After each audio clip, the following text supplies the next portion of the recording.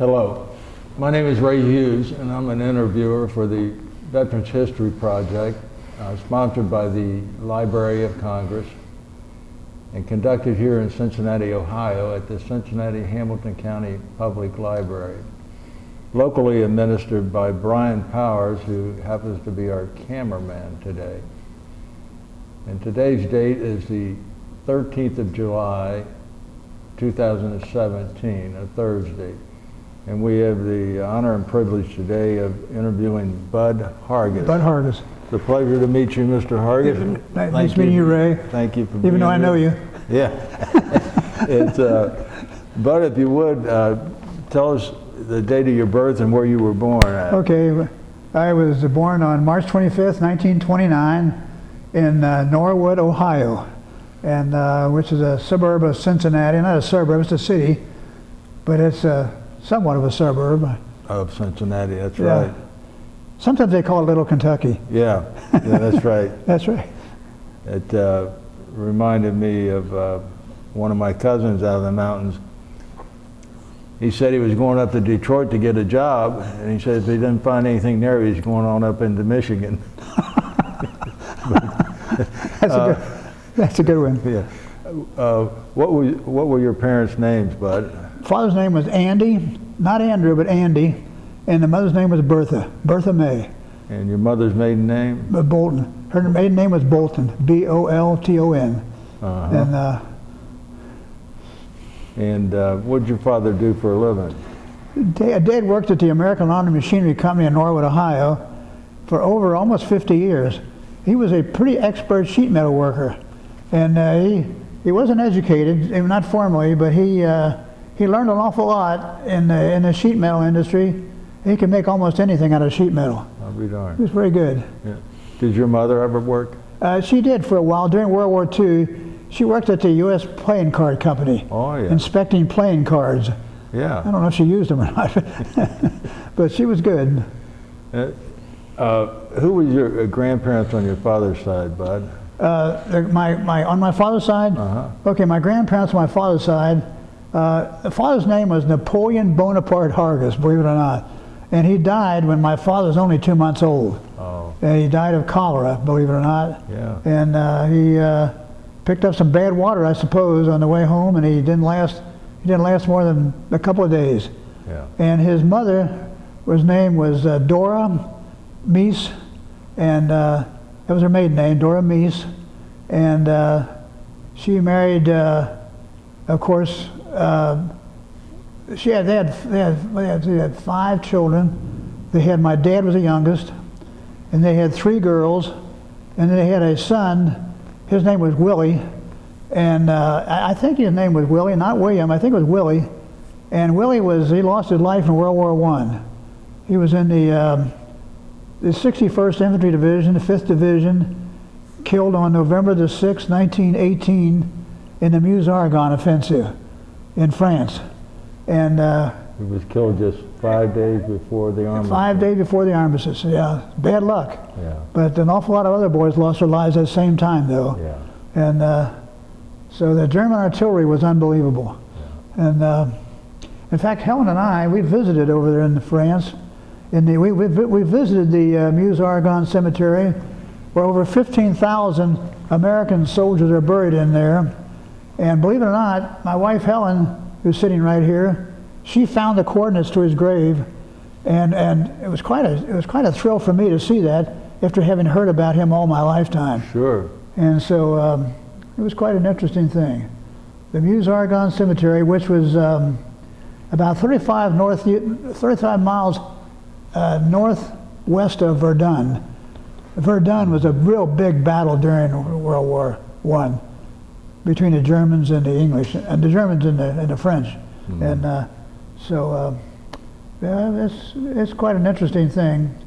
I wrote to the National Archives because as I grew up, my father really didn't know whatever happened to my uncle. And I wrote to the National Archives in Washington, D.C. They sent me back a brochure about 30 pages long on my uncle, and he was nothing but he was a sergeant. He was a foot soldier during World War I, and they had that much information about him. It was amazing. And so he didn't receive any awards except that they did send me a Purple Heart and a World War I Victory Medal. And I had it framed at home. I have it, and I also have his diary. His diary. He picked his. That's what they did when they found him. They cut his pocket off, and they put all his effects inside of his pocket from his shirt, and they sent that back to his mother. And in that pocket was his diary. And in his diary he has a place in the diary where he said, my sergeant and I, we found a place up by the front, and he said in the diary, he says, if the Dutch, he said, if they lower their elevation, it's going to be the end of the war for us here. But that really wasn't the end of the war for him. That was in July. He wasn't killed in November. So, but unfortunately, though, his mother died in 1919 when my dad was only 15 years old, and so that left him an orphan. Right. And so.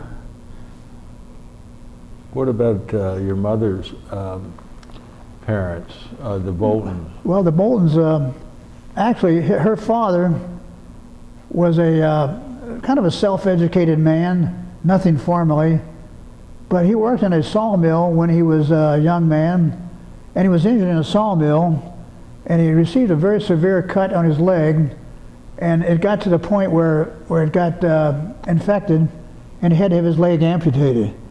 So my grandmother actually raised her family with her husband as an invalid, and she had 10 children. Wow. I mean, and they all lived to be adults except one, and so that's why I called her the real saint of the family. Quite a lady. You don't remember what her maiden name was, do you? Well, my mother's maiden name was Farmer. Farmer. We're from German. I'm sorry. It was from Irish stock. Irish stock. Yeah. So. Where was this at that they were growing up and living in Kentucky? Actually, their home was in a place called Mount Victory, Kentucky, which is 18 miles east of Somerset, Kentucky, okay, on Route 192. Okay. And they had a typical primitive farm community with no running water, no electricity, and they had their water supply was from an ever-running spring that was about 100 yards up the hill, and my job was to bring water down every time. If you sat around as a kid, you better be ready to go get water. That's right. That's right. Yeah. So fetch a pail of water. Yeah, exactly. Yeah. They drank out of a dipper. Yeah. But they had very, very strict rules about how to use the dipper. That's right. And so you better not mess around with the water supply. And you better not put it back in half full. Oh, you better not be a double dipper. That's right. So. What about brothers and sisters of yours? Well, my brothers and sisters? Yes. I have two brothers. I had two brothers. One brother, Jim, he passed away in California almost 2 years ago. Okay. And my brother Bill, who you interviewed a couple years ago here, right, he is in hospice right now, right, at a place called Ivy Knoll Nursing Home over in Covington, Kentucky. And so he's coming along pretty well right now, though. He's gaining weight, and he's not in real bad shape right now. What about sisters? I no sisters. Just two brothers. Just two brothers. They're both older than me. Well, what schools did you go to? A grade school? Or? Well, we all went to Pleasant Ridge Elementary School, which is in a little suburb of Cincinnati called Pleasant Ridge. And we went to Withrow High School. I graduated from Withrow High School in 1948, although I quit school like everybody else. I quit school my senior year and joined the Marine Corps, believe it or not. And they took me, and I quit school. They found out I was colorblind, so they sent me back home. And so I couldn't really, the only thing I could do was go back to school. So I went back to high school and finished in 1948. I should have graduated in 47. And so I graduated in 1948. And in 1948, a buddy of mine, that Eddie Sandusky, we joined the Army. And the Army was 21 months and 5 years reserves. In fact, we volunteered for the draft. And so I got down to Fort Bragg, North Carolina, and they said, well, if you want to go to jump school, you got to sign up for another year. I said, okay, I'm ready. So I signed up for another year, except it didn't take. They never really signed me up. They sent me to jump school. I went through jump school, come back, and I was in the 504 Airborne Infantry Regiment, and so they never did extend my enlistment. Where did you join the Army at? What, I joined down in Cincinnati. Yeah, It took me down to the courthouse here and gave us the oath of office and all the whole thing. And it took us on a bus to Camp Kilmer, New Jersey. That's where you. That's where we got indoctrination in Camp Kilmer, New Jersey, and then from there. They gave us all the uniforms and, oh my goodness, all kinds of stuff, you know. And they put us on what looked like a cattle car to Fort Bragg, North Carolina.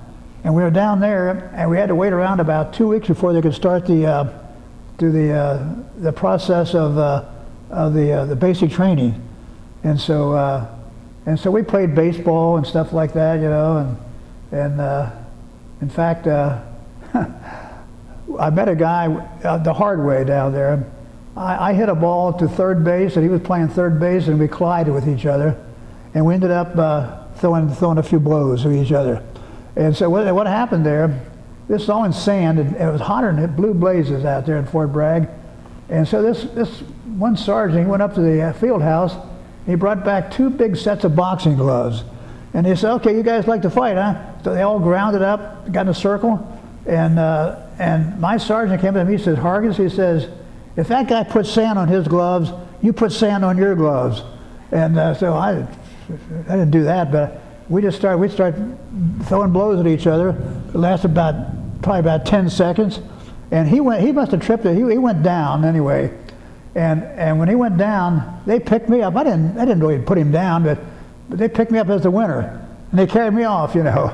This poor guy said, "You didn't really beat me," and so forth and so on, you know. And that started our basic training program. And we went through 8 weeks of basic training at Fort Bragg. And then we went back to, let's see, where were we? At first I was assigned to the 171st Evacuation Hospital. And I didn't like that. And so, and then let's see, what was happening after that? I signed up for no, they assigned us to the 504 Airborne Infantry Regiment. And then I found out they had a school down at Fort Bragg called the Army Field Forces Physical Training School. It was going to be a 10-week course, and if you made it through that course, you were given an MOS of 283.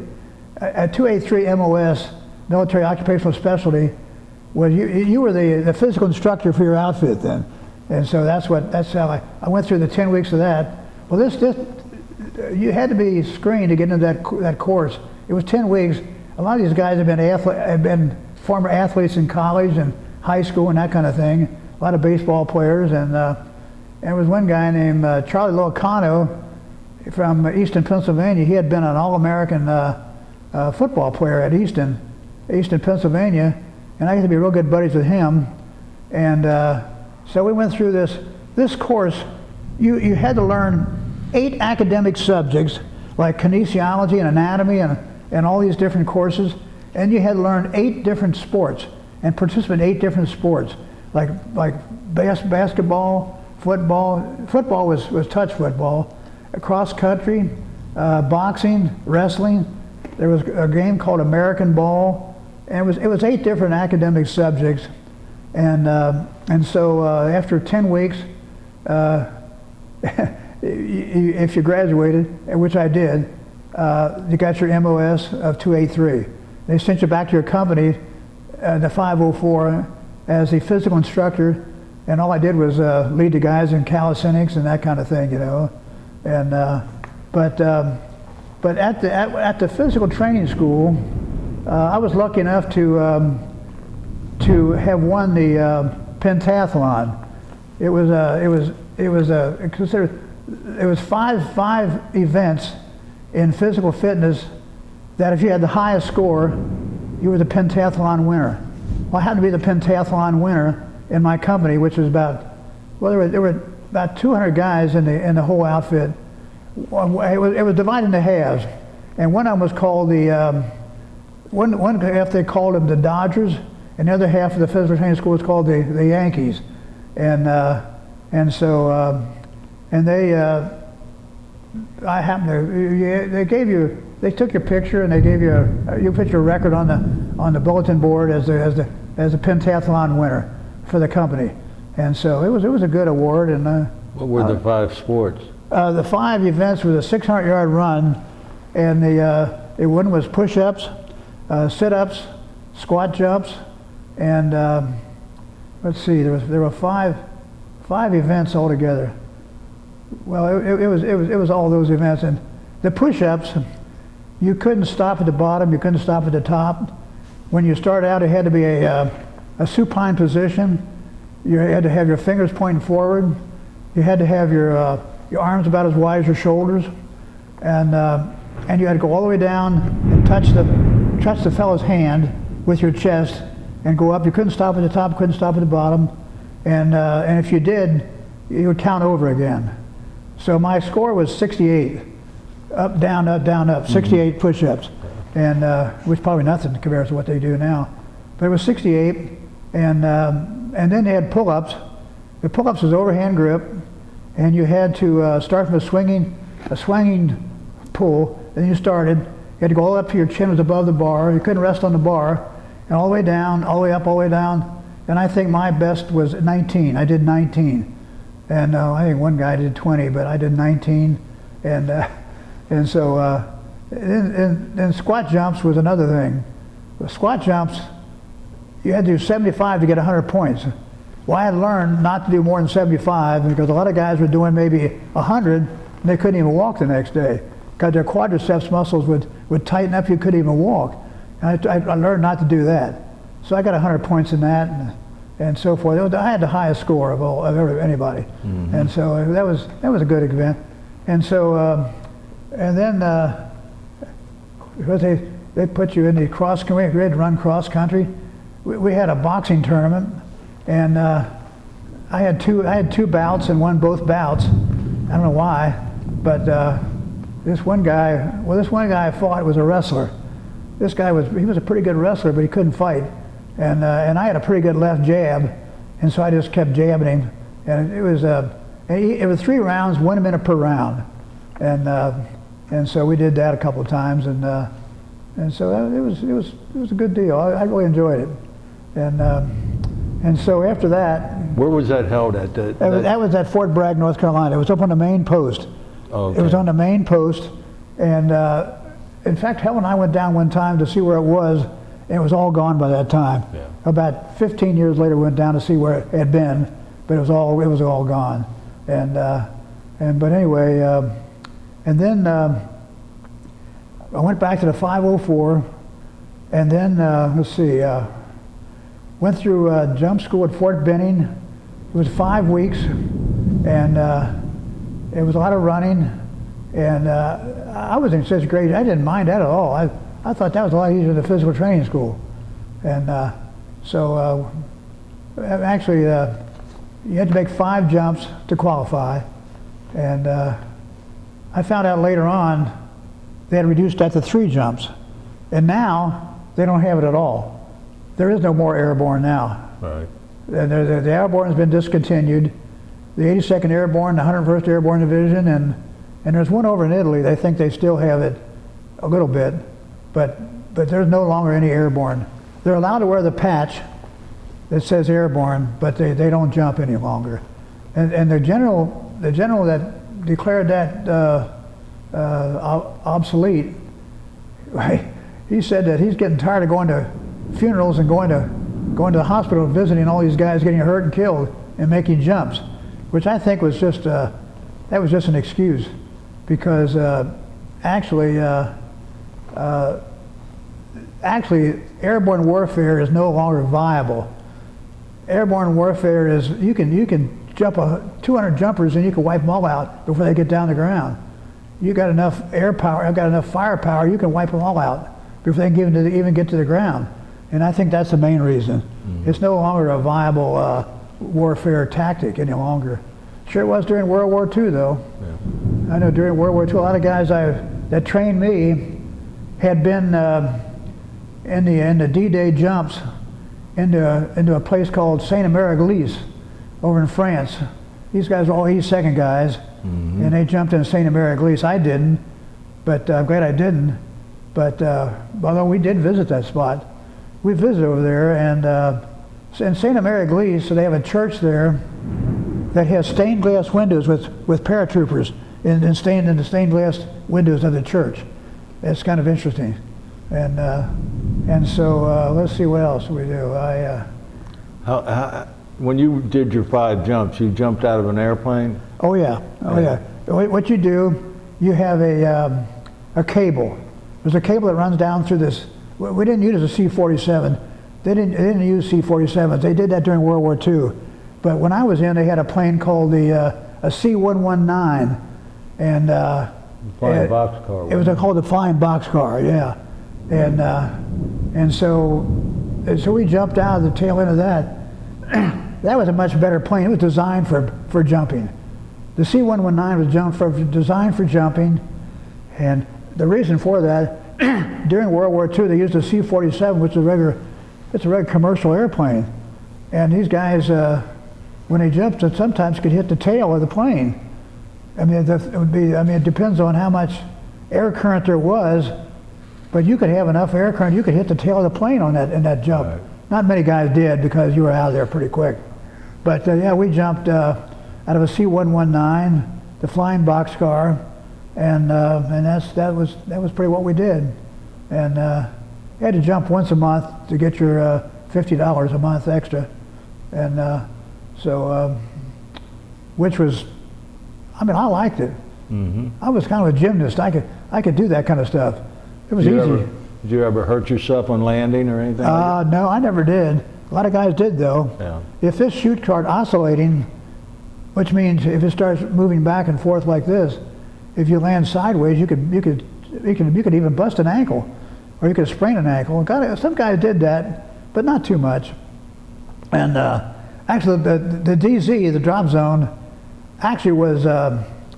They used to plow that field up a little bit to make a soft landing. It was plowed up to about maybe 5 inches deep with sod. That when you hit it, it wasn't just like hitting a hard rock, you know. It wasn't too bad, but things did happen though. There were accidents. I mean, I remember one guy. This guy was an officer, and he was in charge of dropping the cargo out of the back of the plane, the C-119, and he forgot to hook up. And he didn't hook up, and the guy went out, and he didn't have time to pull his main chute, his reserve chute, and he hit the ground and got killed. And it didn't happen very often, but it was just dumb things like that. Yeah. It was a dumb thing. But anyway, there were definite accidents, and but guys, our guys did a lot of dumb things on their own. Like I say, the favorite alcoholic beverage when I was in the service, I didn't drink any of it. I did one time, got drunk, got sick. It was a beverage called Irish Vat 69. Was the favorite Irish whiskey that the guys in the 82nd Airborne, they loved it. This was true during World War II also. It carried over. And a lot of guys were still in. And a lot of guys, these were a bunch of tough guys. And I mean, I would have never talked back to any of these guys, because some of these guys, they had been in the 2nd Ranger Battalion at Pointe du Hoc during the invasion of Normandy, and these guys were really tough guys. But one of the big exercises they used to give us, and maybe you guys did that too when you're in service, they used to give you incessant little arm circles.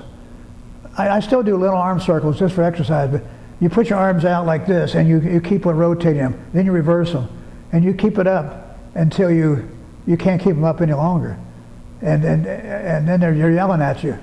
You're dropping your arms, and but little arm circles was a big thing in exercise, and of course Fort Bragg, North Carolina, in the summer is very hot down there, and so I remember a few things like that, but And let's see, well, later on, I remember this. We had a guy named Lieutenant Homer Locker. This fellow's name was, he was the head of the physical training school. His name was Homer Locker, and he had been in World War II. In fact, he was in the Boone campaign in World War II. And I never could figure out why he never got to be better than a first lieutenant. But Homer Locker, he was a drinker. And Homer Locker used to challenge guys to race him over 18 holes at the golf course.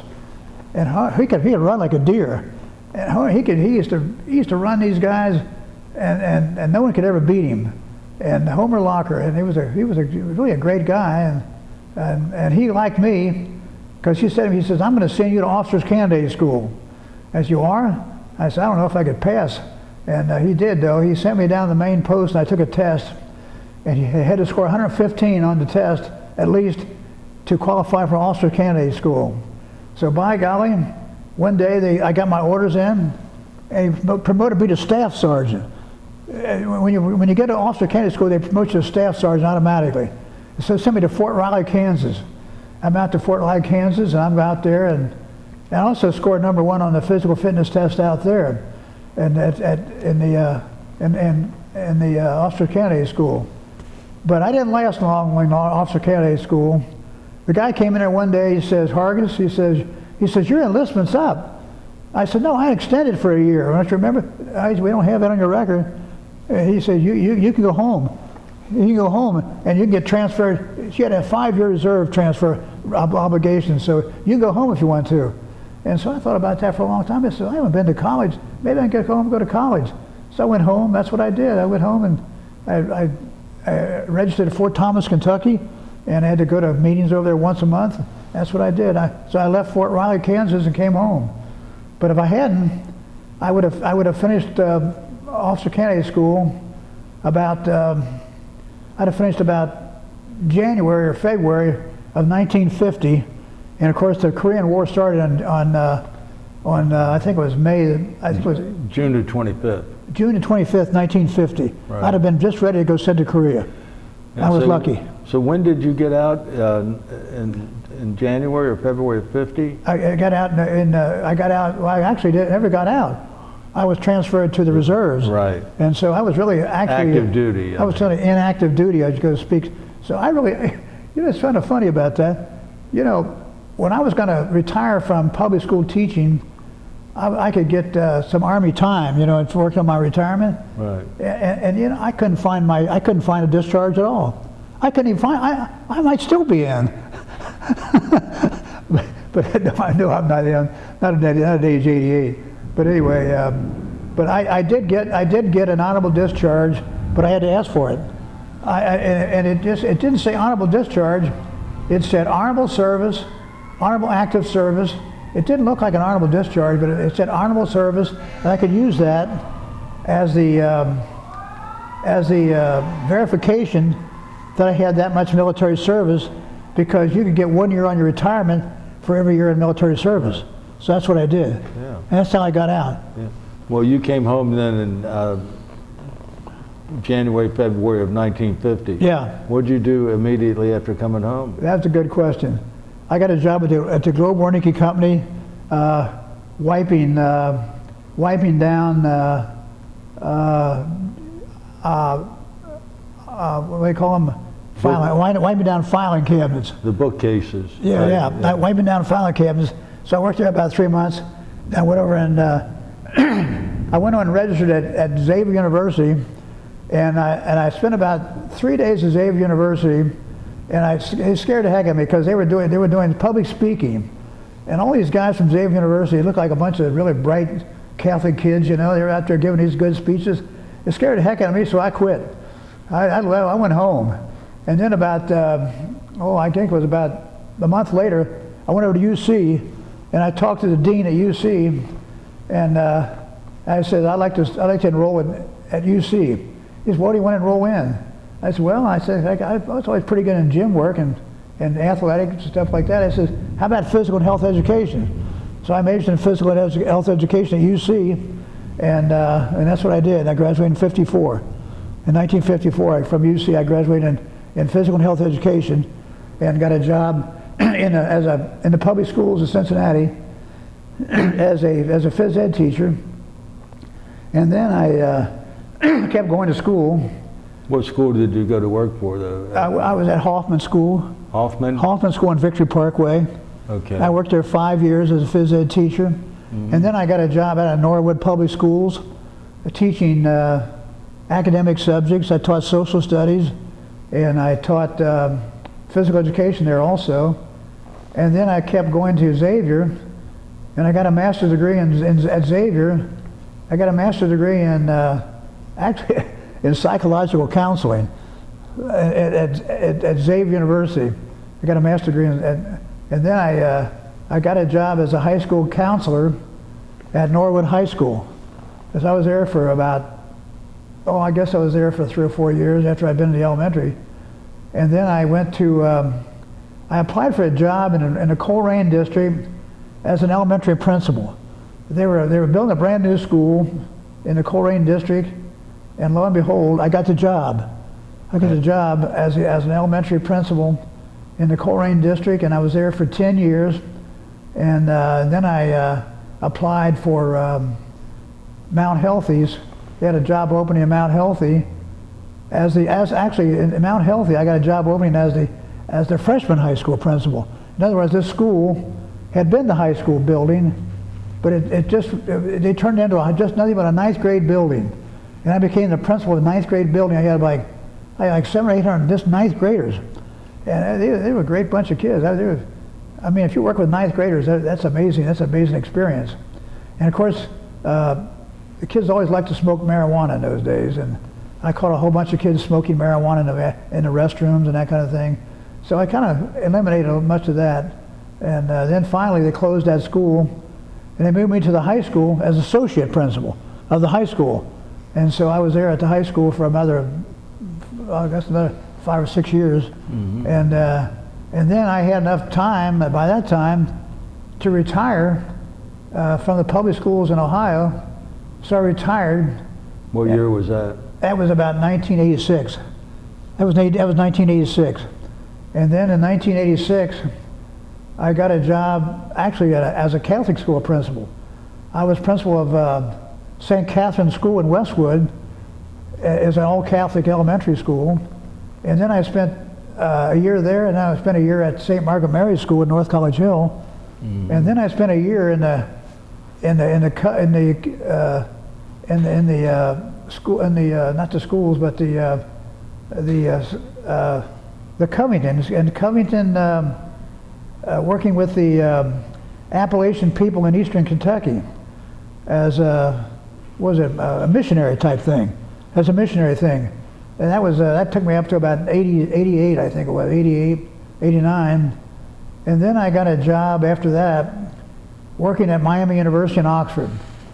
And my job at Miami University in Oxford, I was a supervisor of student teachers. I worked there 10 years at Miami University, and my job was to go out into schools, place the kids in the schools to student teach. They did that for 1 semester, and then we visited the schools, sat in the classroom and wrote up an observation of their teaching ability, and met with them, and got back with them. And then at Miami, in the classroom, I taught a class in classroom management, which was actually it was a 10-hour course, 10 hours, not all at one time, but 10 hours overall, and how to manage a classroom, like things like using peripheral vision. In other words, if you're teaching, you don't just look at the middle of the class. You go to the left and to the right. It's called peripheral vision, and that's one of the techniques you use in teaching. And so I got into all that sort of thing. And so I did that for 10 years, and I retired. I'm out. Then I was out of it. About 98. Yeah, and so so actually haven't worked since. But you mentioned your wife Helen. when did you first meet Helen? Met Helen. And what was Helen's maiden name? Well, Helen, I first met Helen. That's a real good question. I met Helen when we were working at Jones the Florist at People's Corner. Yeah. And she was a high school girl. She was jailbait, and so she was a high school girl working down there wrapping packages. And she wasn't the girl I was looking for. The girl I was in a social studies class at UC with was a girl I knew real well, and she got me a job down there at Christmas time, working in this Jones the Florist, and carrying these big columns around, you know, for decorating. And I know Helen was working there after school, after high school. She went to Mercy High School, and what was Helen's maiden name? Sheely. Her name was Sheely. Sheely? Yeah, S-C-H-I-E-L-E, Sheely. It sounds like an Irish name, but it's really German. So you, you met Helen then. Now that Jones the Florist, if I remember right, it is in the 1000 block of East McMillan. It is, that's right. Yeah, I remember it very well. So you met her, what year would you say that was? I would say that about 1957, wasn't it? After that? I was in high school. It was around 51 to 52. I thought you graduated 54 from high school. I did, but I was in high Shoot. school when I was. Well, that's right. When you worked out, you were in high school. Yeah. Yeah. But I met you at the Tally Ho. Well, that was later. There was later on. There was a bar named the Tally Ho where Sure. you sat outside. Yeah. You probably remember that place. Yeah. And you could sit outside. That's why I saw her there. I had another date. Well, now, while you were at the Jones the Florist Company, did you all get involved with each other then? Not really. No, I was afraid to at that time. I thought, this gal's jailbait. So, okay, so when did you get romantically inclined? I got romantically inclined after I called her up and we went out to a place up in what was it? Was that? It was also an outdoor in Mount Washington. What was the name of that place? A Skyline. It was a Skyline bar. Did you ever go there? No. It was a Skyline bar. It was outside, really nice, and so we started dating. You know, when you know, coming back for more. Now, Helen was already graduated from high school. Oh yeah. But this is taking. She graduated in '54, so this is taking us up to about 57 or 58. Because we got married in January of '58. Did you? Yeah, January of '58 we got married. What was the exact date? Do you recall? It was January the 18th, 1958. Good for you. And I was a big spender. Good for you. Yeah, it was in cold winter time. Being a big spender, I took her to Washington D.C. I mean, that's a great place to take a girl in the winter time for a honeymoon in Washington D.C. Yeah. So I took her to Washington's home at Mount Vernon, and by golly, we had a heater control valve when the car went out, and we got homered on that deal with a big bill and fixing that up along the road, and we got back okay, and we settled down in Cheviot, and we rented an apartment on the third floor apartment. I think it was $48 a month, including heat. So What was that address? You it was 3310, wasn't it? Something like 3310. 3310 Harrison Avenue. Uh-huh. The apartment was on the third floor above a place called the Early American Shops. It was a place it was a furniture place called the Early American Shops, and we lived on the third floor, and so we stayed there until we saved enough money to buy a house in North College Hill. Yeah, and we had a nice little house in North College Hill. What was that address? That was 6910 Rob Verne. 6910 Rob Verne Drive, and then we moved over to where we live now in 1971 at 4376 Phil Knoll Drive, and we've lived there ever since 1971. We had 6 kids, 5 sons and a daughter, and all 5 sons still live in Cincinnati. What are their names? Oh, the names, there's Tim, Danny, Jerry, Jim, and Doug, and the girl is Patty. And Patty is the only girl that lives out, she lives in Montclair, New Jersey. Have you ever heard of Montclair, New Jersey? Sure. Oh, well, Montclair is where she lives. Her husband's a disc jockey with WPLJ FM out of Manhattan, and they live it's only about 15 miles from Manhattan, and so he takes a training every day. And he's a great guy, because I think I scared him when they got married. When they got to the altar, I said, listen, Larry, I said, you're a nice guy, but you better take care of my little girl. And you're Man Mountain Dean. You're built like Charles Adams. He's a great guy, though. Yeah. And in fact, well, this is getting kind of off the beaten track, but I have a stone statue in the backyard where all the kids call Maxie, and he went to the University of Michigan. In fact, he went to the Rose Bowl with the University of Michigan, playing in the band. He played in the band at the University of Michigan. And so this Maxie, I put a ribbon across him. It's in gold, Michigan's colors, and blue, and I put Michigan across it. Then I sent a picture to him through the internet, and I talked to Patty, and he said, Larry saw the picture, and he says he's having a tearful moment right now. Yeah. So. Did Helen ever work? Oh yeah, she worked at Jones the florist, and she worked at Everly's meat packing plant downtown. Yeah. Was that Everly Meat Packing? Eggs and frozen food. Oh, Everly's Frozen Foods. Yeah. Edwards Frozen Foods. Everly's Frozen Foods. Yeah. Yeah. Yeah. And so, but actually, she did work after that a little bit. She worked at the Syncom. Well, that was years later. That was years later. Yeah. Oh yeah. Syncom, what's that? Syncom is a software company. They made software, and it's still in existence, I think. It's located up on Westwood. It's in Westwood on Montana Avenue. Right. And that's where she worked for a while. But having 6 kids was a real big deal. They all played sports. I didn't work till they got older. Right. Yeah.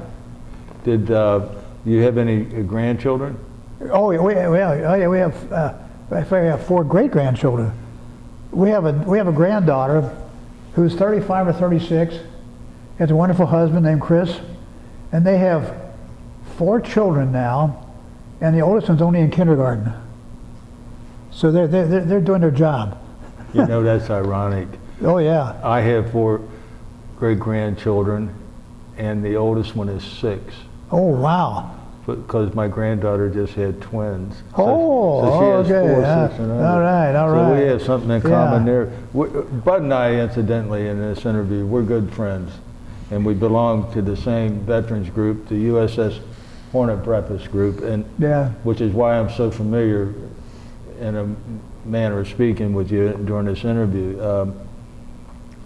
So you have 4 great grandchildren and a host of grandchildren. Oh, we have 10 grandchildren, and our sons. Well, the one son is Timmy works for Centos Incorporated, and that's uniform people. Right. And the second son is Danny. He's a captain with the Hamilton County Sheriff's Patrol. And then there's Jerry. He is a risk management supervisor for Centos. And then there's Jim, who works he's a delivery person for Access company. They deal with very confidential records. And his company collects and stores and maintains academic records, academic and very, very sensitive records from people in the hospital or whatever it might be, you know. Mm-hmm. And then Doug is he's a butcher. He cuts meat, and he's a butcher at a butcher shop. And my daughter Patty, she was what would you call it when you ride around in an airplane? She was a traffic reporter. Patty was a traffic reporter in Cincinnati, and her radio name was, what was her radio name? She had a lot of them. Did she? One was Patty Shannon. Oh, Patty Shannon, and But she was with a lot of yeah. So she did that, but she has 3 boys now. They have 3 boys, and the oldest boy, he just finished his first year at Case Western up in Cleveland. And they got one boy he's a junior at Montclair High School, and the youngest one, Ryan, he's a 6th or 7th grader, isn't he? 6th grade, 6th? He'll be 7. Yeah, he'll be in the 7th grade at one of the schools in Montclair. And Montclair is an very interesting town. And we enjoy going up there quite a bit. It's kind of expensive living in Montclair. Yeah. It's kind of, all the prices are high up there around New York. Around that corridor. Oh, yeah. So, now, do you have any hobbies now that you're fully retired? well, actually, the only thing I do is I go to the Y about 3 times a week, and I swim laps at the Y, and so I work out in the Nautilus room at the Y a little bit. I don't do much. I do some. Well, I'll tell you, in the water, I do what you call arm curls. You know, if you reach down in the water and you pull your arms up like this, you're pulling about 50 pounds of water. You do that 100 times, and your arms are going to get tired. So I do that. It's a great exercise. Yeah. And then you can run in the water. You can walk in the water. I think you get a better workout in the water you do actually on dry land. This with me. I've had bad knees, and I've had both knees replaced, but the water doesn't bother them at all, and so I do that, and then there's a couple of guys that I knew. I go at the Y. I went through school with the UC. One guy's name is Bear Campbell. This guy named Bear Campbell was never a very big guy. He only overweight about 190 pounds. But at UC, that guy was a killer. That guy, I mean, he had a killer instinct. And I knew 2 guys at UC that both had killer instincts. I never had a killer instinct at all. I mean, unless someone was going to hurt one of my kids or something. But I never could. These guys in the football, they'd knock your head off. And I didn't play football at UC, but I ran track at UC. I ran track at UC for 2 years, and I did letter in track at UC. And as a quarter miler, I ran a quarter mile. Wow. That's a tough race. You're not kidding. Oh man, that's one trip around. One trip around the oval track. But you're opened up at full blast. A what? You're running at full blast, though. Oh well, yeah. Well actually, it's nothing but a sprint today. But when I ran it, you would sprint about the first 120 yards, and then you'd glide the circle, you'd glide the turn, and then you'd give it your all for about the last 110 yards, 150 yards. You know, you'd give it your all if you had anything left. Yeah. But we didn't have a really good coach, but he had been there. The coach we had been there since 1917, and that was in 1952. That was in 53, 54, and so he'd been there all those years, and he'd say things like, you know, I don't know. He says, I don't seem to be able to get this, coach. He says, it's all in your mind, mister. It's all in your mind. That's all I could always say. It's all in your mind. Yeah. Yeah. Have you, by any chance, ever stayed in touch with any of the guys that you were in the 82nd Airborne with? Well, Joe Gershio was my good friend, but he passed away, unfortunately, a few years ago, and so Joe Gershio was one of my good close buddies. And the reason we got to know each other in the pay line, because Gershio was a G and Hargis was next. Right. I got to know in the pay line. But Joe Gershio was from Bel Air, Maryland, and he was a tough little Italian. In fact, in my basic training, it seemed like we had 4 companies in our basic training unit. I think 3 of those companies were all Italian guys. They're all from up east. Mm-hmm. They were in Maryland and New York and all up around and through there, you know. Good bunch of guys, though. And a lot of my guys were from Cincinnati, actually. And but no, I don't think I ever kept up with anybody else that I can think of. Did you ever go to any of their reunions they may have? We went to a thing down in Fort Bragg.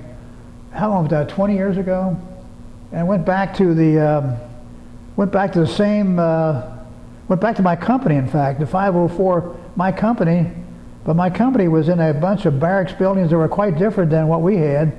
And the guy that I talked to, his captain down there, he says, we're tearing these down. I said, they look new to me. You didn't even have these when I was down here. And so he said, no, they're tearing those down also. We had the old wooden barracks that go back to pre-World War II. Right. And you know what they look like. And Sure. they're all wooden and two-story. And they all look, see one, you see all of them. Right. And but we went back, and they had a, actually, I got to mention my commander. The general commander, when I was in the 82nd Airborne at 504, was a guy named Jumpin' Jimmy Gavin. Sure. General Jimmy Gavin, yeah, from World War II. Youngest general in World War II. He was a general he was the youngest general during World War II.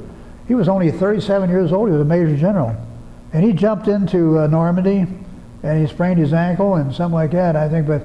But I didn't know him personally, but we got inspected by him a couple of times, and he was an amazing guy.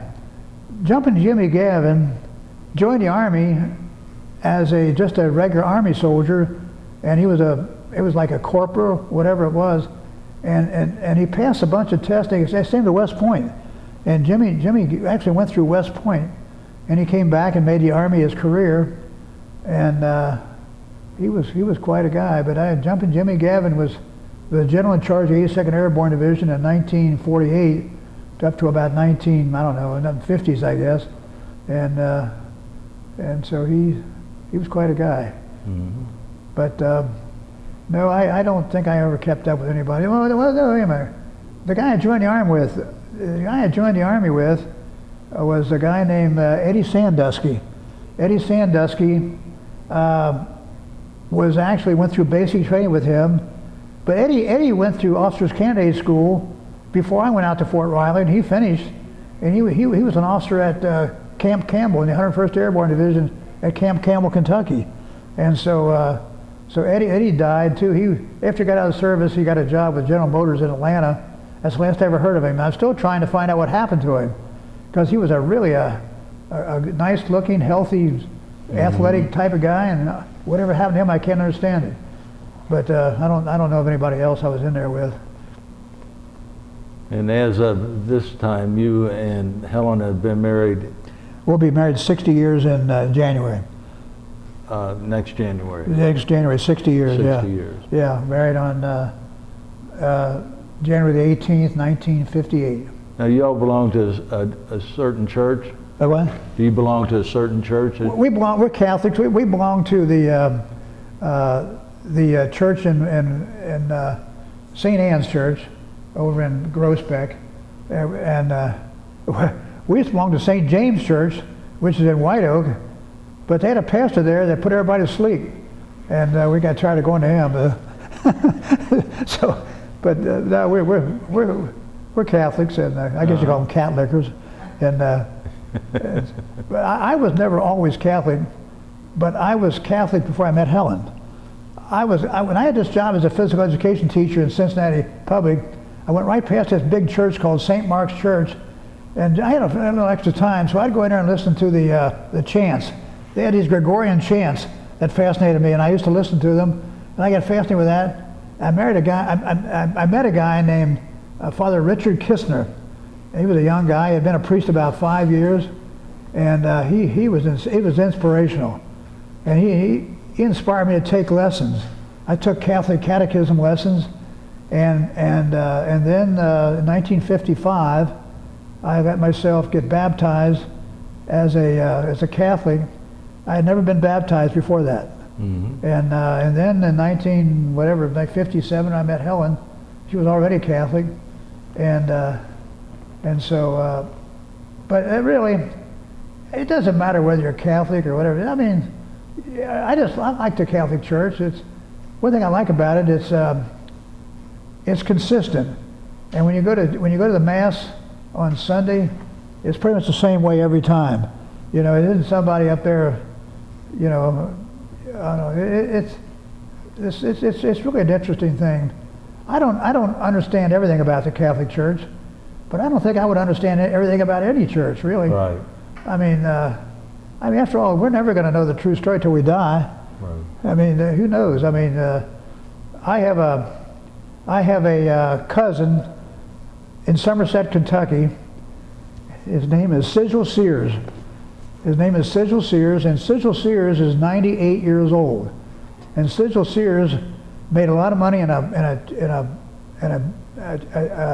furniture factory that he developed in Somerset. Made a lot of money. So he was a Baptist, and he goes around building churches in Somerset. He's built 5 or 6 churches, hasn't he? And we went to his sermon one time, and when you talk to Sigil, that guy is the sweetest, nicest guy, but his sermon, man, he'll raise you off your seat, man, in church. Right. He'll raise you off your chair. Yeah. Oh, he's unbelievable. Yeah. And so, but he's a wonderful guy. But his sister, though, was Catholic, and she lived in Norwood, Margie, and she's gone now too. But Margie was a great girl, and she married a guy who was Catholic at St. Elizabeth Church in Norwood, and raised all of her kids Catholic. And but Sigil wasn't too thrilled about going to her Catholic church, and I can understand that. But actually, but that's our faith, and and I don't know, it's as good as any, I guess. Well, that's wonderful. I'm probably not as staunch as Helen is, but Well, I try. I try to be good. Well, I think you're a good man, personally. I try. Um, But the Hornet Breakfast Group, though, I really enjoy. I tell you, I'm inspired by every time I come to that meeting. I'm inspired. I'm inspired by 2 things: Ray Hughes and all the real guys that are real heroes there. yeah. Ray Hughes is inspirational, and a lot of guys there. I like guys like old Bob, who comes in 100 years old. You know, his mind is as clear as a bell. Bob Doolin. Oh yeah, and I enjoy all those guys. And well, I'll tell you one guy we haven't mentioned. This guy, you mentioned him. This guy was his name is Clarence Arend, and Clarence Arend was a 19-year-old young fellow. He and his brother joined the service. They found that this guy had some brains, and so he put him in pilot training. At 19 years old, he became the commander of a B-17. Can you imagine that? Yeah. Commander of B-17, and made 33 missions over Germany, and I don't think Clarence's plane was ever hit. No. It had some light shrapnel, but he was never shot down or anything. Never shot down, no. Yeah, we interviewed Clarence also. Oh man, you remember Clarence? Yeah. Oh yeah, Clarence. Yeah. At this point, I usually Brian's got some questions that he would like to ask. Brian Powers. Well, one of the questions we like to ask the veterans is, do you remember where you were, what you were doing when Pearl Harbor got attacked?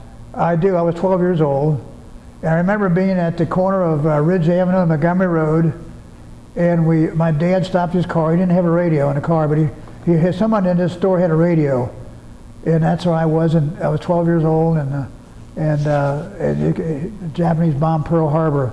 Everybody said, "Where's Pearl Harbor?" You know, no one knew where Pearl Harbor was. But in thinking about that, even this day I can't understand. I know that the 2 guys that got busted, you know, General Short and Admiral Kemmel, they were both busted for not being aware enough to keep the Japanese out of Pearl Harbor. But the thing is, though, why did they not get those ships out of Pearl Harbor? I still can't understand why they didn't move all those battleships out of Pearl Harbor. I mean, the thing has a very narrow opening. It's a very shallow area, and you can't go down very far till you hit the bottom. And I never could quite understand that. And I think they were responsible for that, but I don't know if they were responsible for all. I don't know why they were that guilty, you know. But because there were other factors. I know the factor that I remember, there was a big line of B-17s coming in, and they just thought these Japanese were part of the B-17 entourage coming in from the mainland, you know. Mm-hmm. And so I still quite understand that, but that's where I was as a kid, and so. I was going to ask you about something that like when 9/11 happened? 9/11, Where were you? And 9/11, I tell you, my daughter was visiting from Montclair. She was in our living room, and I was out getting ready to go out to a school on my supervisory thing with Miami University, and I stopped the car because Patty said, she was in the living room, and my daughter Patty said that a plane hit the Trade Center building, and it was probably just an accident. But then I went in and then a second one came in and hit, and they knew it wasn't any accident then, and that's where I was. And of course, Patty lived in the city. She lived in an apartment in the city, and when they went back to their apartment, it was up on 122nd Street, way up north from where the Trade Center building is. And when they got back, dust had settled into their window of their apartment. Dust had settled in the window of their apartment, but they weren't anywhere near the problem. Mm-hmm. But that's where I was then, I see. and but it was awful. I was kind of interested about the neighborhood that you were living in. Were there different kind of activities going on for the war effort? You mean for the Trade Center? World War II. Oh, World War II. Oh, yeah. After Pearl Harbor, what were some of the things going on with the war efforts? That's a good question.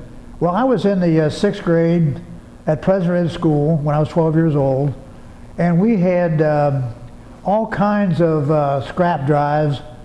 They were looking for aluminum mainly, any kind of metal, but I loved aluminum. And then we had paper drives. I remember someone brought in a bunch of National Geographic magazines. It looked like a whole carload of them, and they were stacking them up out there, you know. I remember we did that at President School, and metal coat hangers? oh yeah, anything metal. Oh yeah, anything. But they loved those big old aluminum pots and that kind of thing. Oh yeah, they loved that. And I remember an incident. I don't know if you guys are familiar with Norwood at all, but they have a street called Quatman Avenue in Norwood, and Quatman Avenue, there's still a place there called the Quatman Cafe, and if you get over there, you get the greatest roast beef sandwiches in the world there. They're tremendous. They're not expensive, but anyway, the Quatman Cafe. My brother Bill, before he went to service, he came around that bend on 2 wheels in an old car he had. And he had the thing dressed up like it was a wedding car. He had his ribbons coming down. He came around the corner. He had a couple guys in the car raising the cane, you know. That's right before he joined the service. This was in September 1941. And he came around that corner, and my dad was out there, and when he got home, my dad said to him, "Give me the keys." And he said, "Okay, Dad, here's my keys." So he got the keys from my brother. But that was the thing I had in mind there, though, was we were up at the Quatman Cafe one day, right after the war started, and a B-17 came over there. It must have been a kid that lived around there, because this guy was waving out the window of the door of the B-17 and thinking, well, my gosh, everything was so low. I mean, you could see the guy's face. He just came over there so low. And we thought, holy mackerel. I don't know, he must have been stationed right at Patterson Air Force Base, but I remember that as an incident, right over the Quatman Cafe. And he probably was a kid living around here, a crew member of the B-17. I remember that during World War II. And then one other anecdote has nothing related. This probably not even interested in this, but they had a place up there in Kennedy Heights in Pleasant Ridge called the Mexican Villa. The Mexican Villa, the building is still there, but it's no longer any use of anything. But all the guys that came back from the service all flocked in the Mexican Villa. And Bill, my brother Bill used to go in there when he was on leave, and he went in there one time. He had bought a suit from a place called Camarucci's tailoring place. He paid $250 for this suit. This is in 1943 or 44. He was home on leave and he bought this suit. He went to Mexican Villa, and he had it with all the guys, they're all service guys congregating in there, and he must have accidentally bumped this guy's leg. This guy got up and took issue with Bill on that. He said, "Bill," he says, "you just kicked a guy. He's a wounded serviceman." He said, "Well, I didn't mean to kick him." He said, "Well, hell, you didn't. You meant to kick him." And so Bill and that guy got in a big fist fight. And Bill said he came out of there, that Camarucci suit was in tatters. He was nothing but in tatters. He came home a mess, you know. And that was an incident. My brother Bill was quite a guy. Yes. But Did you, were there a lot of guys in your neighborhood being called up during World War II? oh, absolutely.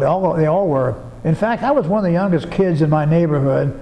There were a couple of kids my age in my neighborhood, but most of the men were old, most of the guys were older guys who were called up to the service. I know we had a family called the Kettlers. Their name was Kettler, and they had 5 sons and 2 daughters. And I remember the mother, she put 5 stars in the window. That was common in those days. Put a star in the window for every serviceman. So they had 5 stars in the window. They had 5 servicemen. And of course, my brother Bill was in. My mother had a star in. When my brother Jim went in, she put up 2 stars. And of course, I didn't go until after the war. But that was oh gosh. We had one guy, Robert Kettler. He was actually in, what the heck was this terrible Marine battle during World War II? What was that one where they got offshore? Tarawa. He was in Tarawa. Tarawa was a horrible thing because our guys got caught in low tide and they couldn't get on the shore, and the Japanese were just cutting them down left and right. And so yeah, he went through Tarawa. We made it through though, but anyway, yeah, a lot of incidents like that. I remember this one guy down the street. His name was Red Wynn. And Red Wynn was a tremendous guy, but he always got in trouble. And his mother he got in trouble with his mother, and his mother had him put in juvenile court. And juvenile court said to Red Wynn, he says, you're either going to go into service or you're going to go to jail. So he went into service. Next time we saw Red Wynn, he came in from boot camp, had that Marine outfit, the Marine dress uniform on, the white belt, man, he had the white hat. I mean, the guy looked great. This was Red Wynn. He was either in the Marine Corps or went into service, or either went to go to the Marine Corps or go to jail. So. Here's some water here. Yeah. Oh yeah. Thank you. Mm-hmm. So, your oldest brother, Bill. Yeah. or Bill's the oldest. Yeah. He was in the Navy. Right? He was in the Navy. Yeah. What did your other brother go into? Well, he was in the 42nd Division in the Philippines. He was in the Army. He was in the 42nd Rainbow Division, the Philippine Islands, on a mop-up thing, and he was in there right before the end of the war. It was still going on, but he was in the Philippines, and he actually, geez, they didn't want you drinking this water, did they? Try that one. Oh, you got to get, there you go. Thank you. My brother Jim, he sent me back, we sent to my dad, he sent a Japanese paratrooper's rifle. It had a retractable bayonet on it. And it was a short rifle, and he sent that back, and it was really a neat rifle. And he sent me a samurai sword. I still have the samurai sword at home. It wasn't anything special, just an enlisted man's samurai sword. Mm-hmm. But I really cherish it. Sure. But my dad's one that got the rifle.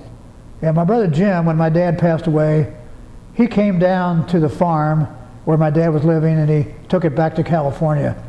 But my brother Jim, he became a desperate alcoholic, and it killed him actually. And he was a nice-looking fellow, good-looking guy, did real well, but too much alcohol. And well, did your parents hear much from those guys when they were overseas? Yeah. My brother Jim wrote, and my brother Bill wrote when he could. And when my brother's ship went down, he was on the Callahan, which was actually the second last ship lost in World War II. The Indianapolis was the last one. Mm-hmm. And so when his ship went down, they didn't hear for a long time. They thought, well, gosh, I hope. My dad said, I hope we didn't lose him like I lost my brother. in World War I. And so, but the lady across the street, the Kettler, Mrs. Kettler, the mother of all those kids that were in the service, she listened to the radio every day. And she came over and says, Bill's ship was sunk. And they're all worried about that, you know. Did he get off? Did he get off? And they finally got a letter from him, because they had him write a letter home, tell your parents you're okay. Right. And they did that, and they found out he was okay. Yeah. When he got back from the service, they sent him to Toledo, and the weather was so cold up there that he got a bad cold up in Toledo, because he used to be in the South Pacific. He said he was up there with a lot of guys who were the survivors of the Indianapolis, and so he got to know quite a few of those guys. But he got tired of being at Toledo, so he volunteered for this old freighter ship called the USS Artemis. They sent him down to the Bikini Atoll in the South Pacific, where he witnessed the Bikini atom bomb blast at Bikini, and so he just saw all that. So he got out of the. My brother Bill, when he joined the service in September of 1941, he had to sign up for 6 years. So he signed up for 6 years, and they wouldn't let him out. So, but he did get out a little bit early. He should have got out about 47. He got out in 46. So. I was wondering, did you go see the newsreels and things like that at your local theater, like things going on the war effort? Oh yeah. I used to watch the newsreels all the time at the movie, because movies was something that every kid went to good movies. We had more movie houses. We had more movie houses. We had houses around where we lived. Yeah. We had movies any direction. Pleasant Ridge had 3 movie houses. Norwood had 3 movie houses. Bond Hill had 3 movie houses. You had them all over the place. Was there one that you went to the most? The Monte Vista, one in Pleasant Ridge. Yeah, I went to they had one called the Ridge. Norwood had one called the Plaza, and the Ohio Theater. Yeah, I forget the name of the other one, but movies was a big thing before TV, you know. Would they do a lot of war effort stuff at the theaters? It showed an awful lot of good movie tone news. Movie tone news. They showed all of it. Yep, they were good. In fact, all the ones you see on Colonel North's program, we probably saw them as kids. You know, did you ever see Colonel North's war movies on TV on Sunday night at 9 o'clock? Right. You'll see him. He got some. Colonel North. He got a great program. So when you were growing up, did you feel like you wanted to get into the military when you were in high school? When my brother went into the military, he was 18, I was 12. And I had heard from somebody that captains would hire 12-year-olds as cabin boys for warships. So I found out that wasn't true. So, no, I never wanted to join the service. I think that, I don't know why I didn't join. You know what? When I graduated from high school, I said to my dad, I said, in fact, I wrote a letter to Ohio State. And I thought, well, we're going to take it to Ohio State. So I thought, okay, I'm going to write a letter to Ohio State University and see if they would take me in a program called agriculture. I figured my old uncles were farmers, and agriculture was something I thought of. And I got a letter of acceptance to Ohio State to go to Ohio State. My dad, we had no money for that, which we didn't have any money for that. So Eddie Sandusky and I, we just went down and joined the service. We went down and joined the service, and that's how it all began. I think, did you mention you tried to join the Marines? I joined the Marines at first. When I quit high school, I joined the Marines. But why the Marines? They took, well... Why not the Navy like your brother? I thought the Marines was great. I thought the Marines would be great. I mean, a buddy of mine in high school, we talked about joining the Marines a lot. And I joined the Marines, and they took me, and I quit high school. And before they could call me up, they said, we can't take you, you're colorblind. And they wouldn't take me. And so I went back to high school and finished high school. And when I graduated from high school, I joined the Army. They didn't care whether you're colorblind or not in the Army. So I don't think the Marines would care either, but I don't know why I'll tell you what they had. The Marines had a test you couldn't fake. It was called an Ishihara test. An Ishihara test is a Japanese devised colorblind test that it has a bunch of dots on it, and if you're colorblind, you're usually colorblind in low saturation of red. Low saturation of red. And if you have a low saturation of red, you will call off a number that will indicate that you're colorblind. It's not the right number. And that's the Ishihara test. And that's why I couldn't fake it. You couldn't fake it. And so, but no, in the Army, they just give you they give you a bunch of yarn, pick a bunch of yarn out. I could see reds and easily from something like that. Reds, blue, anything, you know. But you can't in the Marines. Well, I don't know what they have now. Where was the recruiting office for the Marines? Right down the government building down here. Downtown Cincinnati, yeah. Oh, yeah. That's where the Army was, too. Mm-hmm. And I could have joined the Navy, but I never cared much for the Navy. In fact, I said to my brother Bill one day, I said, you know, Bill, I'm glad I didn't join the Navy. He said, you couldn't have made it anyway. I said, listen, if you made Great Lakes, I can make Fort Bragg, believe me. Well, what did your parents think about you joining the military? Well, you know, actually, I had great parents. I had wonderful parents. My dad worked every day and came home with a paycheck every week. But my dad, you know what he used to say to us? He used to say, if you get 2 years of high school, that's all you need. 2 years of high school is all you need. For what? You know, that's what he used to say. And I never thought anything of staying in school. When I played football at Withrow, he never came to any games. He never tried to avoid it. He just never thought about it. I don't think any parents came to kids' games in those days. And right. And so I mean, just, well, our games, he couldn't have come anyway, because our games in high school, football was played on Friday afternoon. Always played in the stadium on Friday afternoon, and that's when the games were. Except that once in a while we had them at Xavier High School Stadium, which is at nighttime, but very rarely. Mm-hmm. And they always played a Catholic school against a public school. I used to play against Xavier High School and Purcell High School. And did you ever hear of Purcell High School? Mm-hmm. Well, Purcell High School was a powerhouse when I was in high school. They beat everybody. And now, later on, became Muller High School.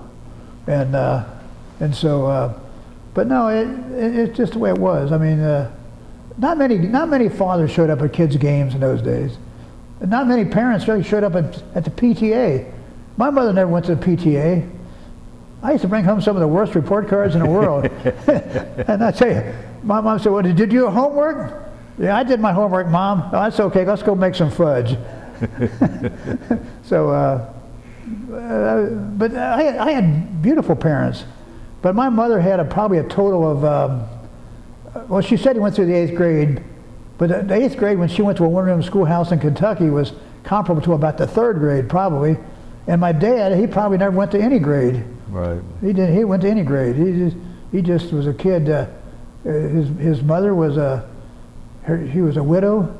Her husband had died, and she died too when she was only well, she was in 1919 she died. That was only a year after her son was killed in the war. So he couldn't go anywhere.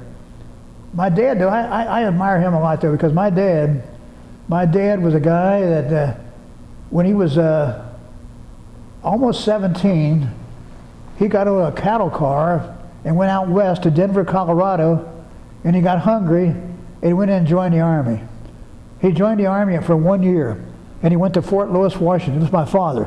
And he stayed in Fort Lewis, Washington, the Coast Artillery Corps for 1 year, and then he got homesick and came back. He said, I didn't have to come back. He says, I could have signed up for more time. He says, this old first sergeant says, if you sign up for more time, I'll send you to Hawaii. I'll send you to Hawaii. And he says, there's a fort out there called Fort Kamehameha in Hawaii, and I'll send you there, and you'll love it out there. Nah, I'm homesick, I'm going home. So he went back to Kentucky. And another boring day in the country. So, but no, but my dad was a great guy. I remember one time I said to him, I said, you know, let's talk about Uncle Willie. He said, let's talk about me. I was in the Army. So. Were your father's grandparents still around? Did you know them? My father's I grandparents. mean, your grandparents, your father's parents. My father's parents. His father died when he was 2 months old of cholera, and his mother died when he was about 15. Okay, so you never knew your. Oh no. But I knew my other grandparents.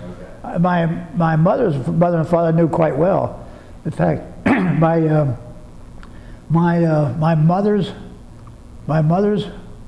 mother died in November of 1941, and my brother Bill he was getting ready to join the Navy, and I was a pallbearer in her funeral.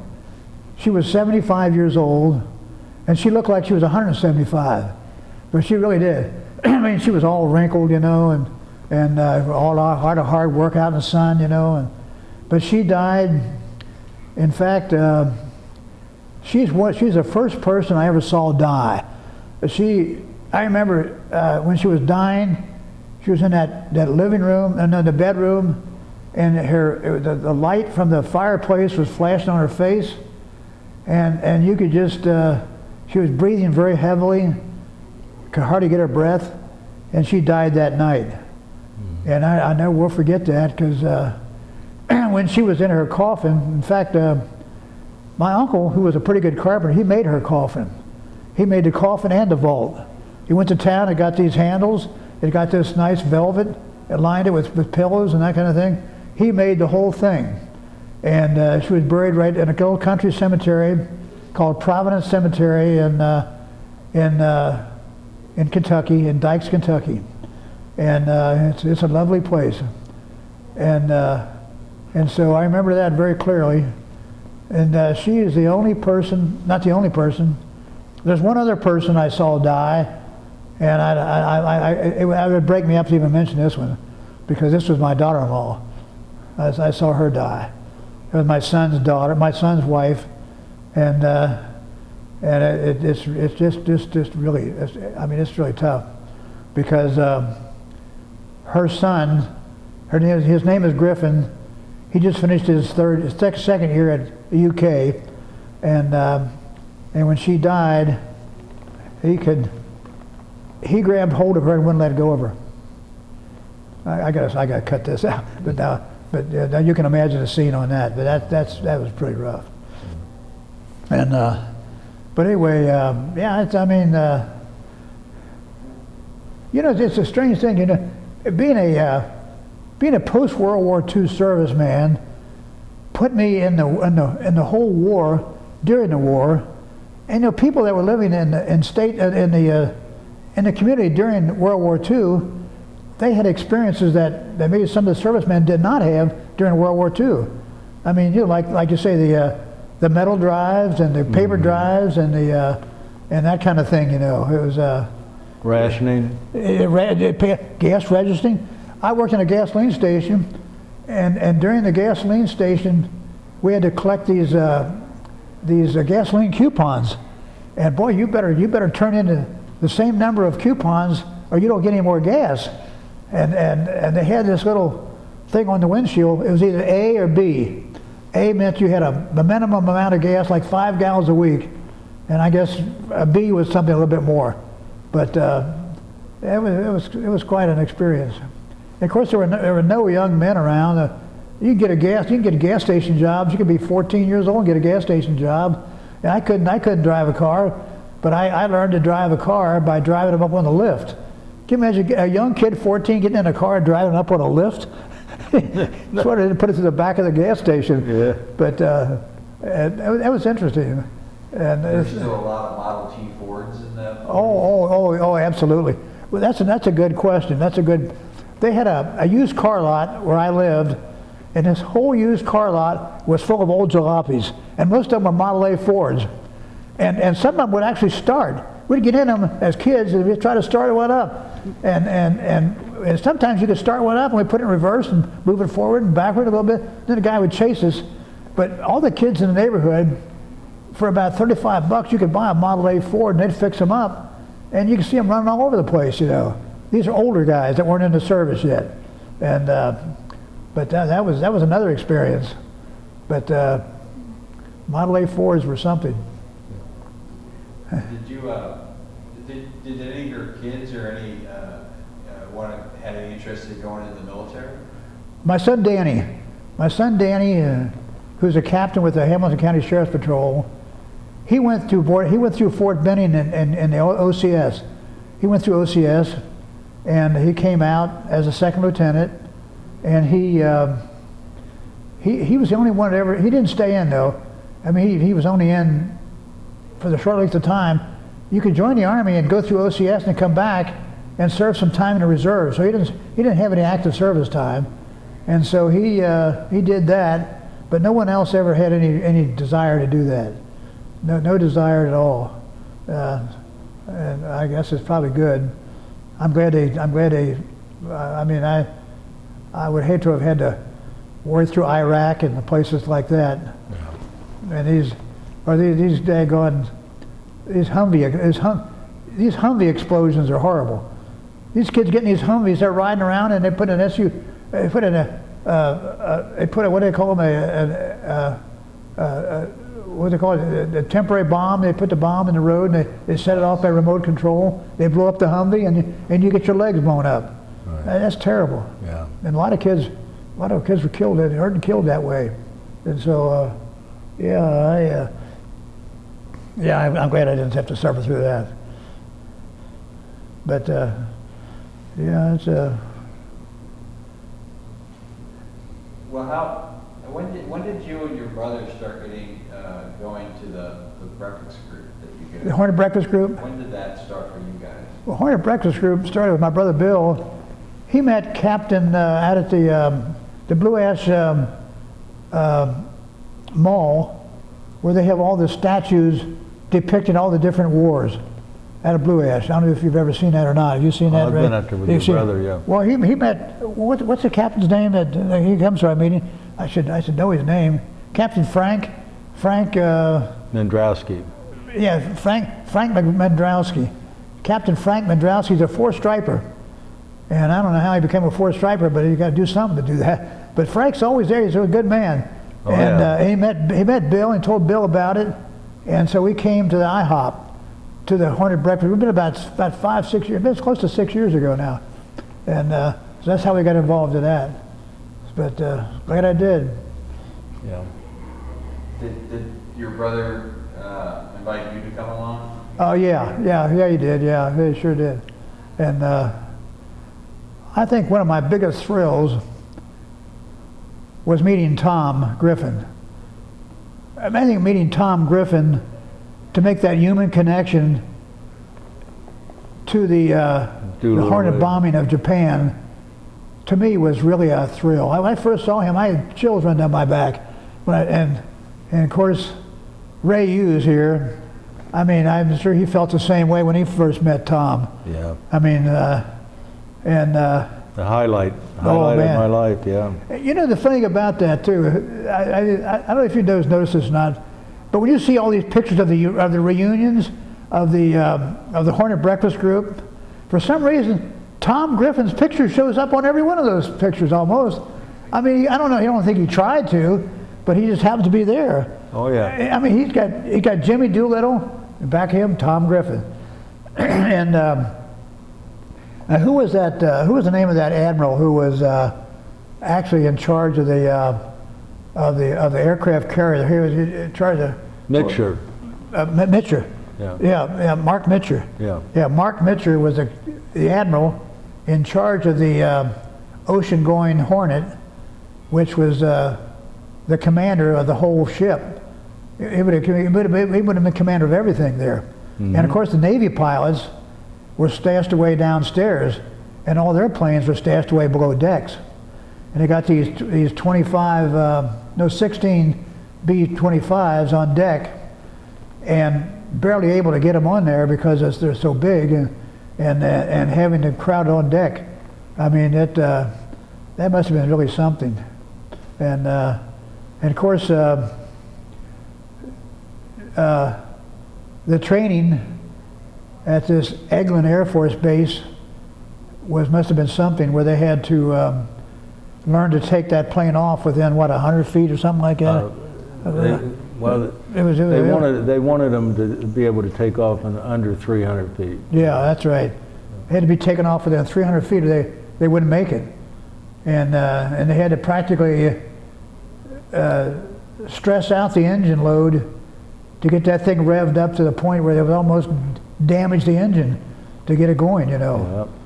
Yep. A lot of guys were doing it, scraping the tail and trying to get it within 100 feet. Well, Jimmy Doolittle, boy, he took controls of that thing and he took it right off. He had that thing airborne before he got to the end of that runway. That was amazing. It's a wonder that somebody didn't ditch one of them, though.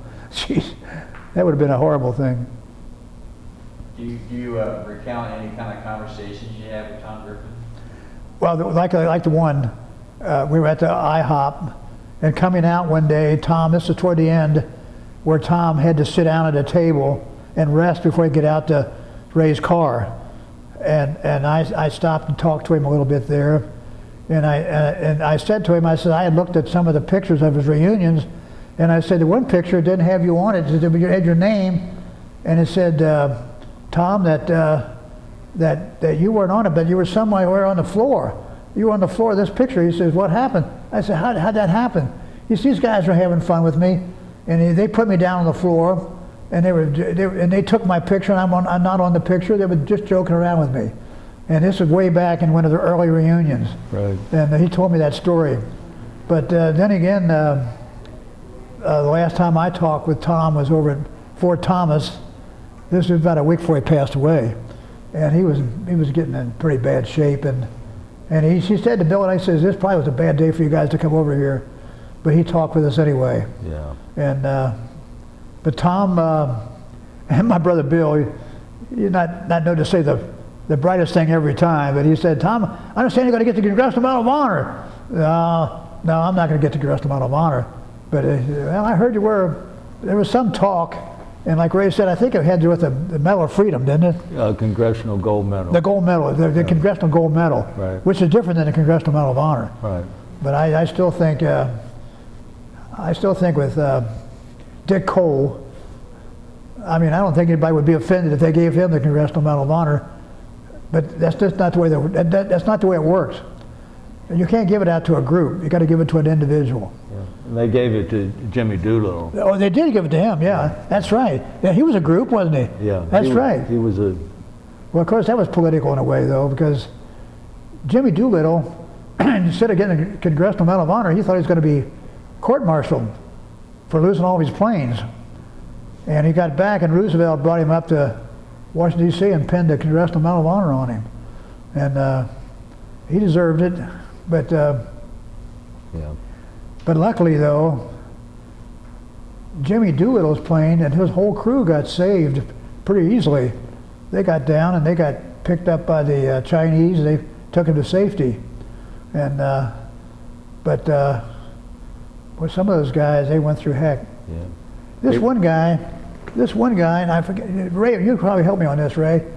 This one guy was captured by the Japanese and practically starved to death and actually made it through the war, and he only died just a few years ago. This guy, I forget his name now. He was a survivor. Bill Hite. What was his name? Hite. H-I-T-E. Hite, that's right, Hite. His name was Hite, H-I-T-E. Right. And they practically starved him to death, and he survived. Robert Hite was his Yeah, name. Robert Hite. Mm-hmm. And he lived until, he was one of the last 5 or 6 that passed away. Right. Yeah, and I thought that was amazing. Yeah. But yeah, that whole episode is just amazing to me. And Wonderful. Well, I don't have any more questions. Well, it looks like we've about arrived at the end of the interview, and at this point in time, yeah. I want to shake your hand. Oh, thank you, Ray. And Thank you, Ray. Just a second. Yeah. And I want to thank you for this interview, and I also want to thank you for your patriotism and service to our country.